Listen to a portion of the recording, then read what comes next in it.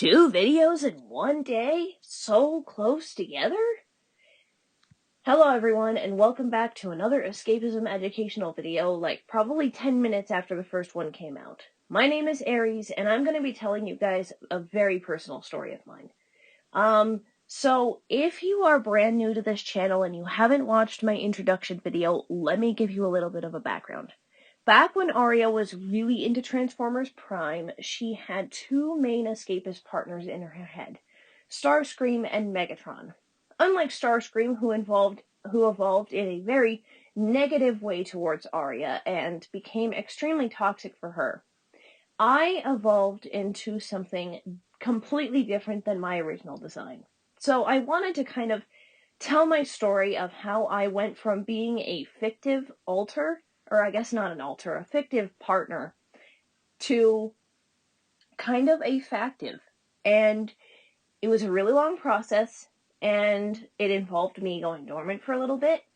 But let me just start from the beginning. Aria had always struggled with who she wanted in Transformers Prime. She wasn't sure if she wanted Starscream or Megatron as a romantic partner.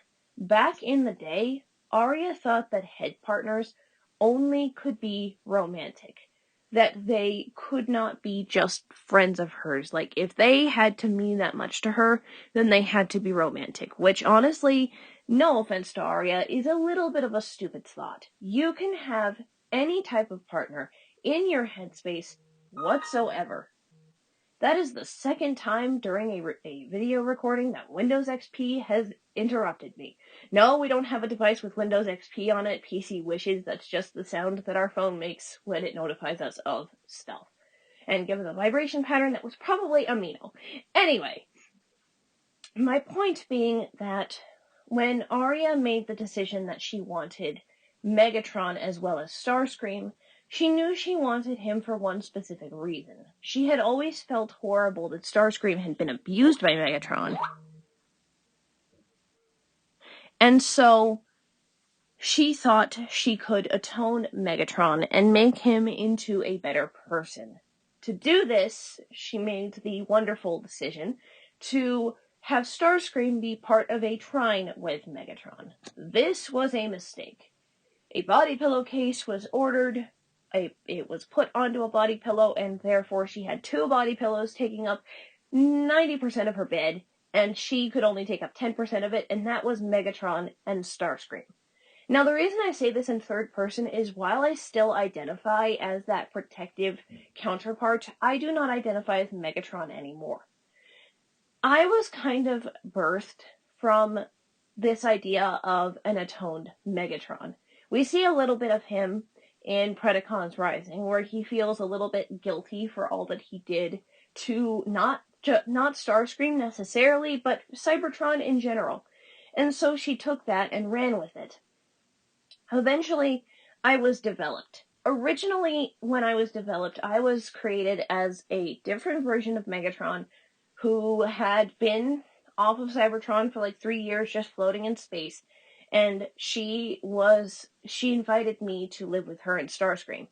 I immediately became a protective figure for her and for Starscream, which unfortunately made Starscream extremely toxic. And I couldn't do anything about it because a certain event happened that I don't want to get into, and I became extremely dormant.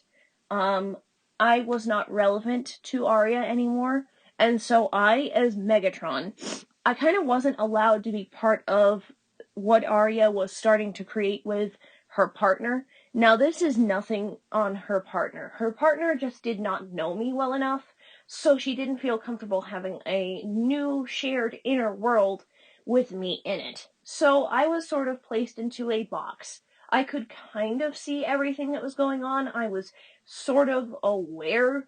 I was actually in the exact same place that Zim had been since an earth-shattering event that kind of took him away from her in 2016. And so we watched Aria go through a huge transition where Starscream became extremely toxic, and then Starscream kind of split off, and go watch my What Happened to Starscream video if you want to know more about that.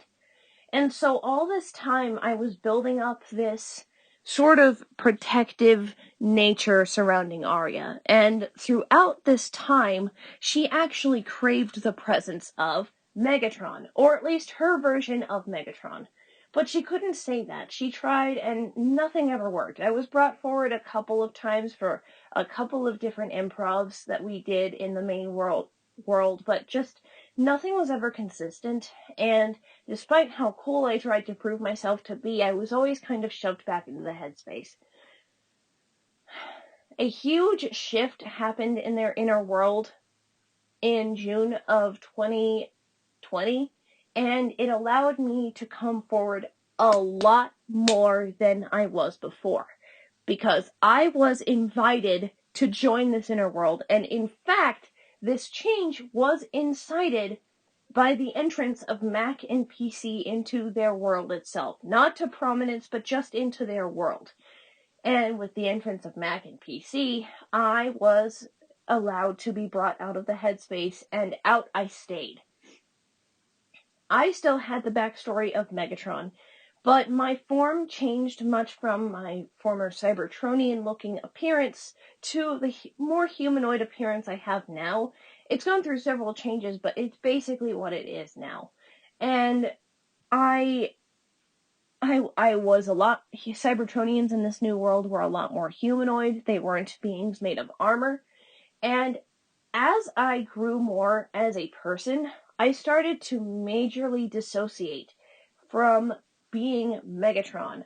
I did not want to be this guy who had murdered a bunch of people. And I think the biggest thing that hit me the hardest that I apparently had done was tear out Bumblebee's voice box because our universe followed the aligned continuity. That extremely hurt me. And I felt this fatherly, apologetic field come over me. And I knew that was that, and the fact that I absolutely loved the Starscream that Sakura had created, because Sakura was now voicing Starscream. Sakura's Arya's partner, by the way. Because I fell in love with that Starscream, I could not imagine myself ever having abused Starscream. Not to mention, I was extremely over-apologetic about everything, and it was getting a little bit annoying. So, in August of 2020, we decided that I wasn't Megatron. We were worried that this would mean that Arya would want more of a Megatron-pasted figure in her life, but no.